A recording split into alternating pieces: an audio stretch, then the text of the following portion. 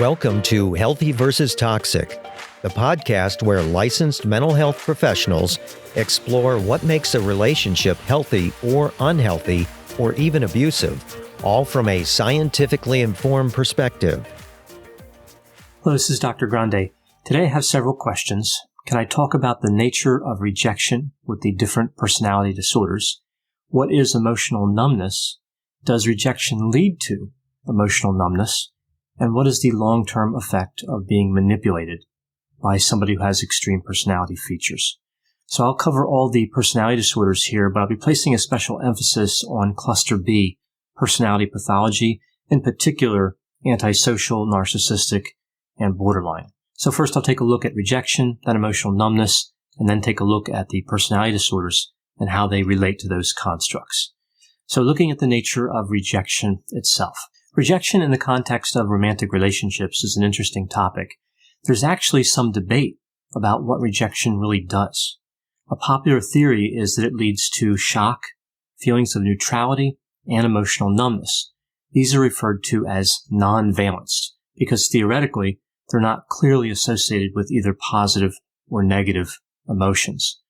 Other theories emphasize how rejection simply leads to negative affect, so negative feelings. Part of this theory really says that people mostly have positive emotions and few negative emotions. So if, after a rejection, we see equal amounts of both positive and negative emotions, that should be considered negative affectivity because it is decidedly more negative than the normal state. So here we see a distinction between emotional numbness and negative feelings. This theory that emotional numbness can be a consequence of rejection is called the numbness hypothesis. So let's take a closer look at emotional numbness. So we see that emotional numbness is an absence of feeling and unresponsiveness to stimuli. It also has characteristics like lethargy, altered perceptions of time, avoidance of self-focused attention, and perceptions of meaninglessness. Negative feelings can include a variety of reactions like anger, sadness, guilt, shame, nervousness, worry, and fear. So we see that emotional numbness is quite a bit different than negative feelings. Now, the research literature focuses on relatively sudden rejection, and it tends to focus on what I'll call physical rejection. So what I mean by this is, in the context of a romantic relationship, one partner leaves another.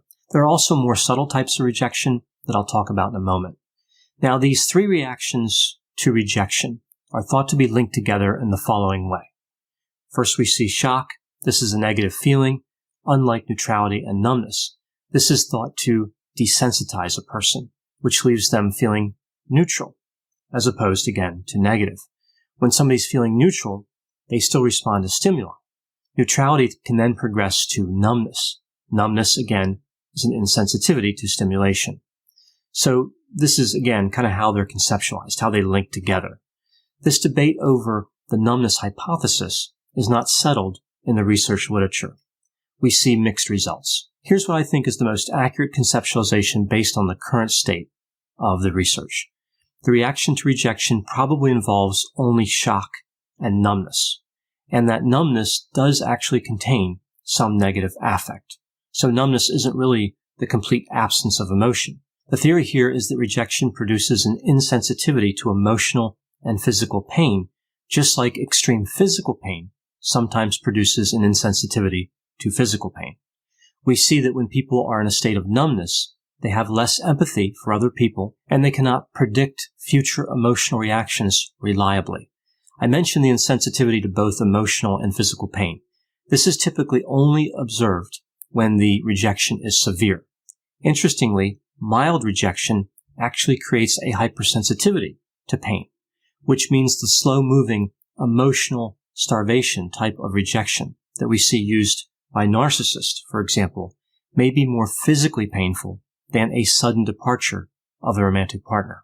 So now I'm going to distinguish the two types of rejection that I alluded to before. I kind of covered physical rejection a bit, but I'll expand on emotional rejection as well here. So with the physical rejection side, two people are in a romantic relationship and one physically leaves. There are many reasons for this. It's usually not associated with any personality disorder or extreme personality features. It can simply be a decision that someone makes because they don't feel like a romantic partnership is what they want. Somebody could physically reject a partner because that partner has been abusive. A person could reject the romantic partner acting in the best interest of that romantic partner. For example, if somebody has struggled with severe substance use and that's caused a lot of turmoil and legal problems, they may leave the relationship for the sake of the other person. So physical rejection can be complex. Now, emotional rejection is a bit different. This is slow moving. It can take place over the course of weeks, months, or years. It's more associated with personality pathology, especially narcissistic and antisocial personality disorders. This type of rejection involves rejecting a partner's value, affection, and love.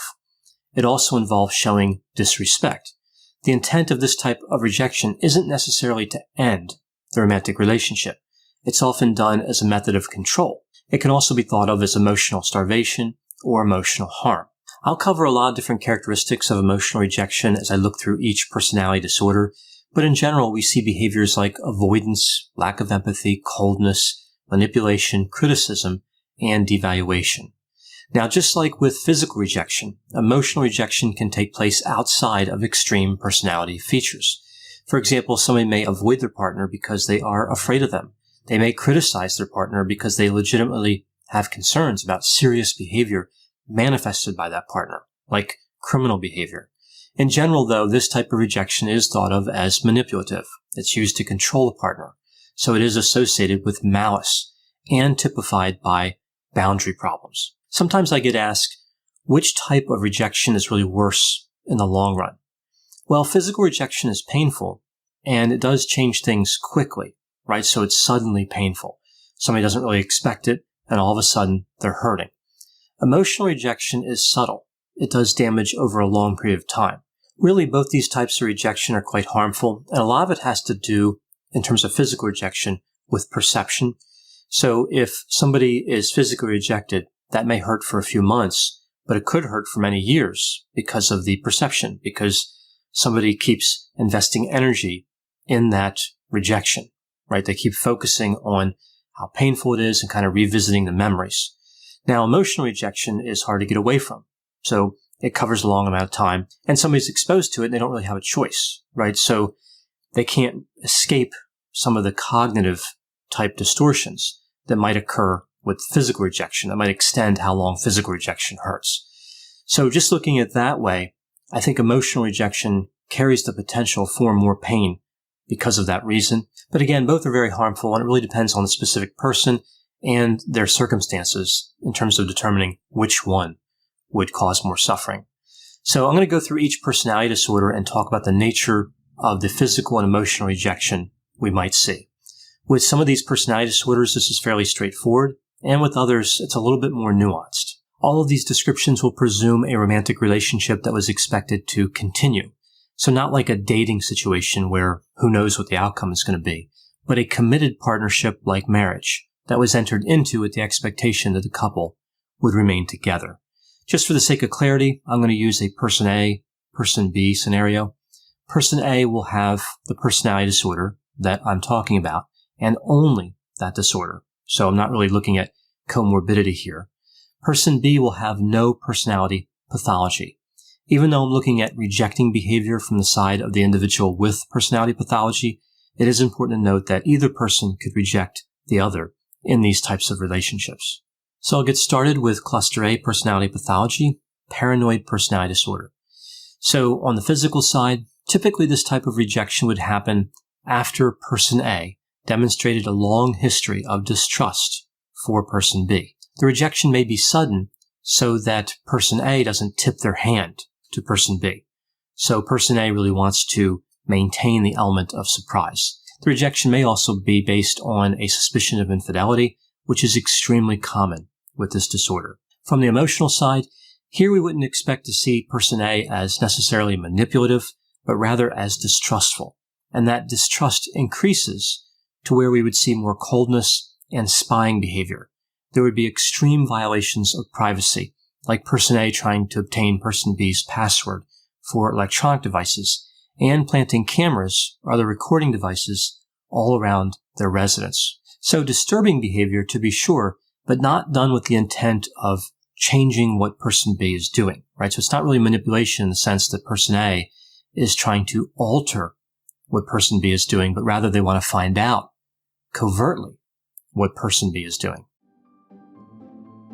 Greetings from Evergreen Podcasts. We're rolling out a listener survey and we want to hear from you. The information in the survey will help us gather statistics and in turn make our shows more appealing to advertisers. I know most people don't like ads, but this is one of the only ways our shows make money and help keep their lights on. We promise it will only take a few minutes, but the impact on our podcasts will be tremendous. As a token of our appreciation, we'll randomly select one lucky participant each month to win an exclusive merchandise package from Evergreen Podcasts. Head to evergreenpodcast.com/listener-survey to help a show and possibly get some free stuff for doing so. We can't thank you enough for the support. Now back to the show. Hi there, I'm Heather Drago. And I'm Sarah Saunders. We host the podcast, That's a Hard No, about saying no and setting boundaries. So you can become that true and empowered you that this world needs. Saying no isn't just okay. It's the key to living an authentic, fulfilling life. I'm a licensed professional clinical counselor, so while this podcast is in no way a replacement for one-on-one therapy, I suppose I know what I'm talking about. I'd say so. We talk about learning to say no and set healthy boundaries and how it impacts mental health, physical health, relationships, parenthood, and more. Subscribe wherever you get your podcasts and visit our website, hardnopodcast.com. We're here to help you find your no and say it unapologetically. That's a hard no.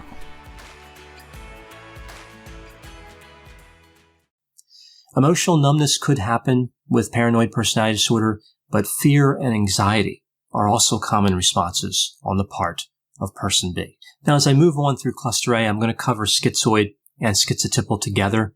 I put these two together because neither disorder is really associated with entering into a long-term romantic partnership, especially schizoid, right? That one is typified by being alone.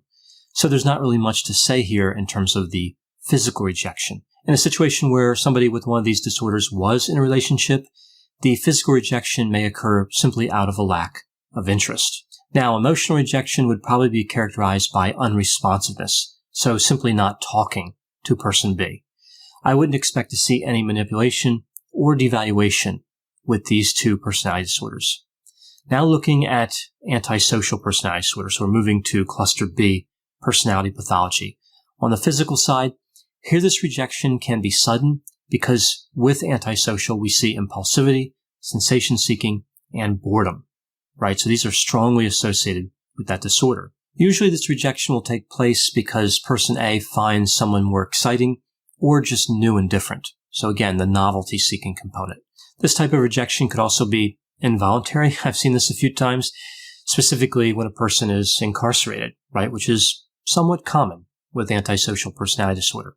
With the emotional side, it comes in many forms here. A lack of a sense of safety on the part of person B because person A is being reckless.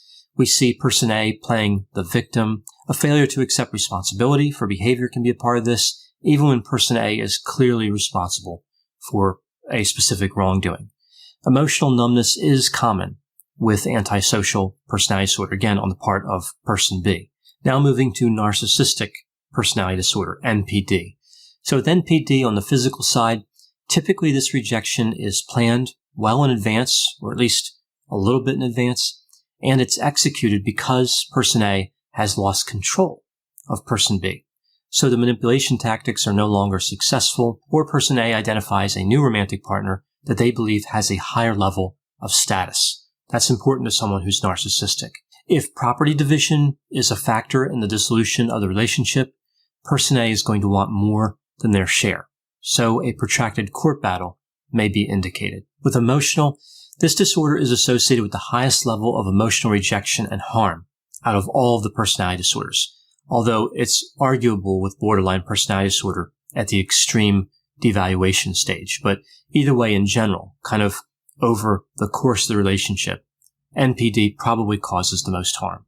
We see a number of malicious behaviors here with the emotional rejection, manipulation in many forms, including person A recruits allies against person B, sometimes referred to as flying monkeys.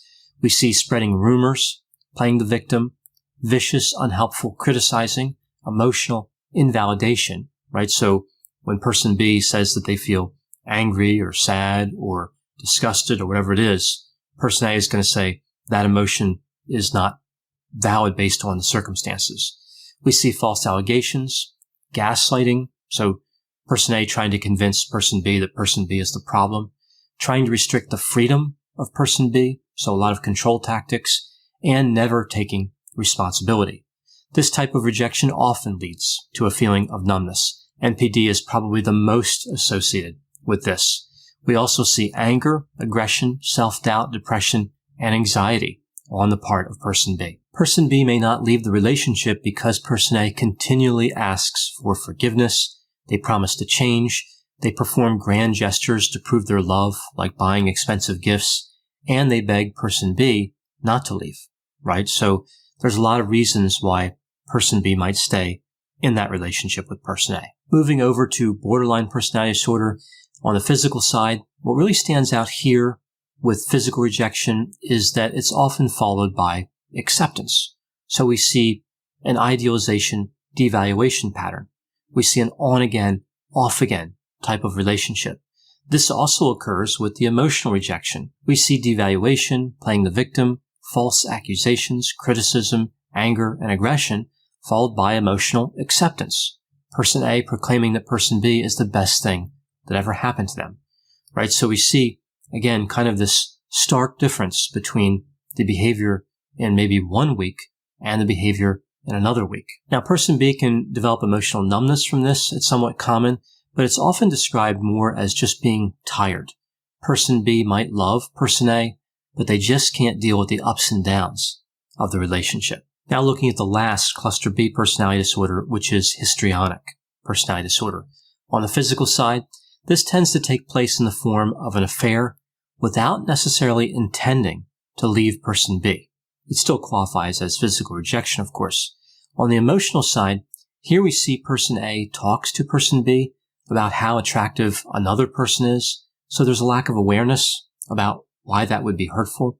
We see person A flirts with another individual in front of person B, again, without any regard or understanding of person B's feelings. So really a lack of empathy.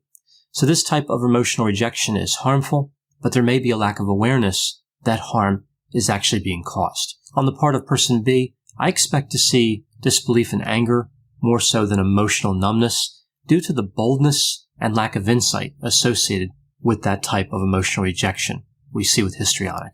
Now moving to cluster C, personality pathology, I'll start with avoidant. The physical rejection side here, this is extremely rare. It's less likely to happen with avoidant than any of the other personality disorders. If it did happen, there's a tendency that person A would reconsider and try to reinstate that relationship, try to come back. On the emotional side, with this disorder, we usually think of the emotional harm as being unintentional, more a product of the person's fear of embarrassment and humiliation. It is an active avoidance as opposed to a passive avoidance like we might see with schizoid personality disorder, but there's not really a manipulation component to it. For example, person A may not want to go anywhere with person B, like they may not want to go to a restaurant or to a movie. Person A feels rejected and alone, but that's not the intent. Instead of emotional numbness here for person B, what I often see is frustration and disappointment. Moving to dependent. This one's actually pretty straightforward because it's not really associated with physical rejection. There isn't really any emotional rejection associated with it either, although there may be some emotional harm caused by the dependent behavior. But again, this isn't really tied specifically to rejection. Now moving to the last personality disorder, obsessive compulsive personality disorder. On the physical side, what we see here is not so much leaving the relationship, but being increasingly unavailable due to an overinvestment in work. Emotional rejection is really about being unavailable and demanding perfection. Person B feels like they are second best in the relationship. They'll always be less important than person A's work. Person B also feels scrutinized, criticized, and controlled. Emotional numbness is actually fairly common with OCPD rejection, along with anger, anxiety, and depression. So the last thing I want to talk about here is the role of control and how this affects growth as a person. We see this control dynamic with a few of these personality disorders, specifically paranoid, narcissistic, and OCPD. I've noticed throughout my career that people who have suffered this type of exposure with these certain personality disorders, especially narcissistic, tend to stop growing and developing. They stop building their skills. They have a reduced interest in learning new things and trying new things. Why is this, right? Why does this happen? Well, one reason could certainly be the emotional numbness that is tied to the rejection with these personality disorders. No action means no self-betterment, right? So if somebody's just kind of emotionally numb and they're not motivated, that could explain why they're not working to develop and grow. Another part would be because they're not allowed to make mistakes. So what do I mean by this? The constant criticism and scrutiny doesn't allow for the most valuable type of learning. Mistakes are still made, of course, but there's no safe place to process those mistakes. Mistakes are really the best teacher, and person B, in this scenario, is denied access to that teacher. Without accurately appreciating, exploring, and accepting mistakes, there is no learning. The victim is not allowed to laugh at themselves, but rather they feel uneasy about every mistake that they make, right? So it becomes almost like perfectionism, almost like an obsessive-compulsive component from their part, trying to avoid the harm caused by person A. So essentially, the victim is not allowed to acknowledge their mistakes and figure out how to avoid them in the future. And without this type of learning, the victim doesn't grow. It's really just a testament to the horror and power of the emotional rejection tactics.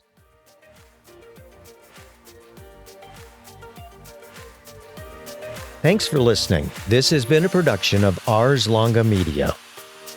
The producers for this show are Christopher Breitigan and Madison Linden. The executive producer is Dr. Patrick Beeman. For more content, please visit our website at arslonga.media.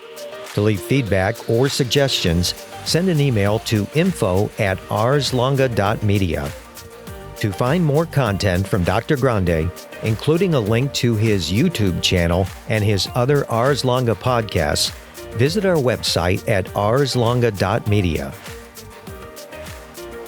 This podcast is intended for informational purposes only and should not be construed as medical or mental health advice. Ars Longa, Vita Brevis.